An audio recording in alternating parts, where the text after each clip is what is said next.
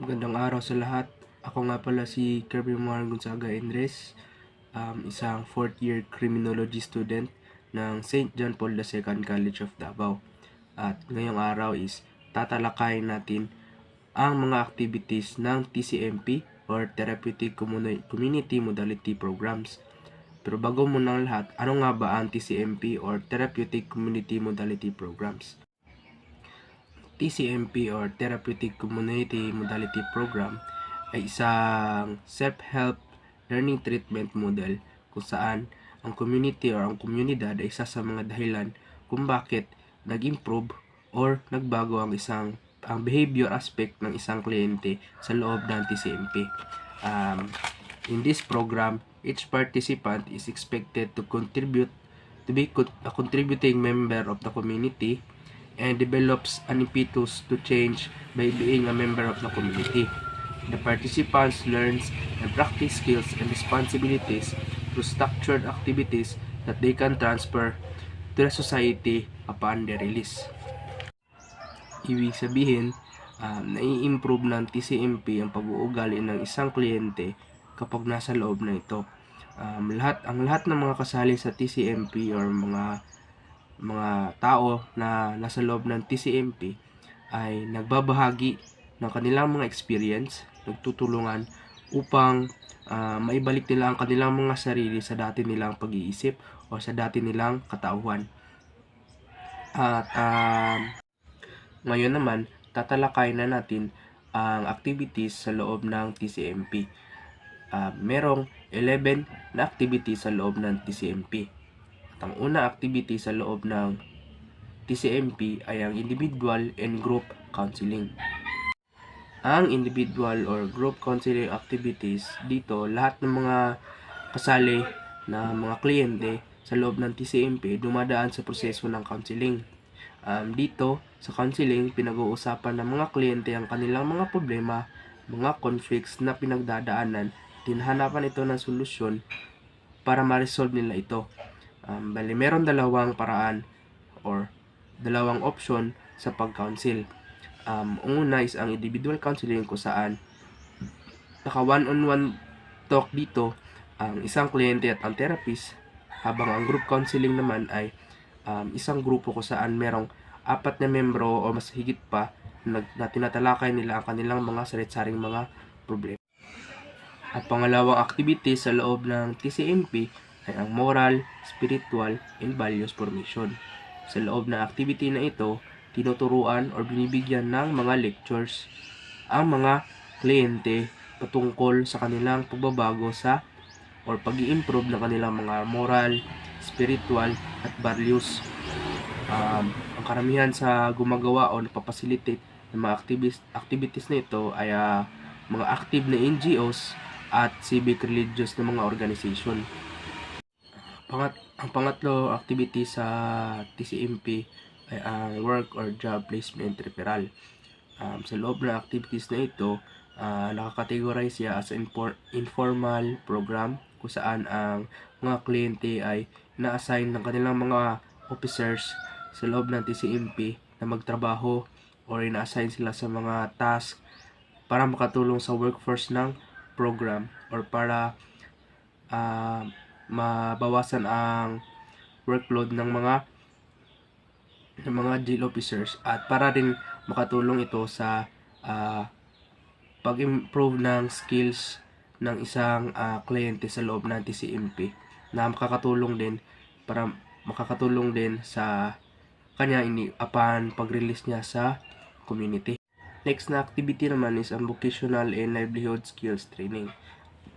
Dito sa activity na ito, ito ang mga seminars or training classes na tinuturo sa mga or ini-impart sa mga kliyente. Tinuturuan sila ng mga vocational skills, training skills, kagaya ng mga food preservation and process making, candle making.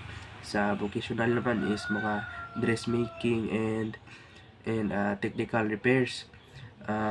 Ginawa ito upang turuan ng mga kliyente na ma-improve ang kanilang skills na sobrang importante sa kanila apan sa pag-release sa community.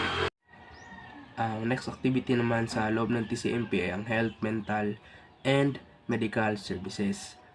Sa loob ng activity nito, ina-address ito ang mga basic needs ng mga TCMP clients at ang kanilang mga families. Ina-offer dito ang different kind of services pagdating sa mental, kagaya ng psychological treatment. Then sa health and medical services naman is mga physical examinations at mga libreng check-ups para sa wellness ng isang kliyente at kanilang mga pamilya. Ang ika-6 na activity sa loob ng TCMP ay ang literacy and education activities. Sa activities na ito, in-offer ang basic needs pagdating sa education sa mga TCMP clients. Binibigyan sila ng mga classes, trainings, kagaya ng mga alternative learning systems, ganyan, or mga iba't ibang klase ng education teachings. Ginawa ito para ma-develop ang kanilang skills, tsaka mabigyan sila ng mga knowledge na importante sa pag-entry nila pabalik sa community. Ang ika-7th na activity sa loob ng TCMP ay ang community service. Isa itong programa kung saan inaalaw ang mga TCMP clients na lumabas para mag-participate sa mga blood donations, cleaning and greening of the surroundings, mga clean-up drives, at iba't ibang community service para makabenefit ang society. Ginawa ito para dahan-dahang tanggapin ng community ang mga clients at para makatulong din sa community. Next is ang self-help client organization. Dito, isa tong programa kung saan inaalaw ang mga TCMP clients na sumali or mag-participate sa mga small economic groups kagaya ng mga cooperatives and client or associations. Hinahayaan silang makasali sa mga small scale projects na nakakatulong sa kanila para magkaroon ng pera or mga little assistance sa loob ng kanilang program. Example ng mga programs ng mga small scale adventure na ito ay mga paggawa ng mga parol or mga dressmakings and mga others na nakakatulong sa kanila. Next, or ang 9th activity is ang payment of civil liability or indemnification. Sa program na ito, pinupursu pa rin ang payment of civil liability despite na sa economic status ng client. Ginawa ang program na ito para i-instill sa minds ng mga kliyente na meron silang responsibility patungo sa kanilang victims dahil nakagawa sila ng kasalanan o naka-inflict sila ng harm dito, kaya need nilang pagbayaran or gawin ang kanilang responsibility towards doon sa kanilang victim. The 10th activity sa TCMP is ang Environment and Ecological Awareness Program. Sa program na ito, binibigyan ng classes at lecture or trainings mga TCMP clients patungkol sa kanilang environment and nature actions and obligations. Sumasali sila sa mga anti-smoking campaigns, mga cleanings and drivings, and clean-ups para makatulong sa kanilang environmental aspects at mabago ang kanilang actions towards the environment. Lastly is the sports and physical fitness program. This program inaalaw ang mga TCMP clients na mag-participate sa mga physical activities such as basketball, indoor activities, and others. Purpose ito is para ma-improve ang overall physical fitness ng isang kliyente sa loob ng TCMP. Yun ang 11 na activities sa loob ng TCMP.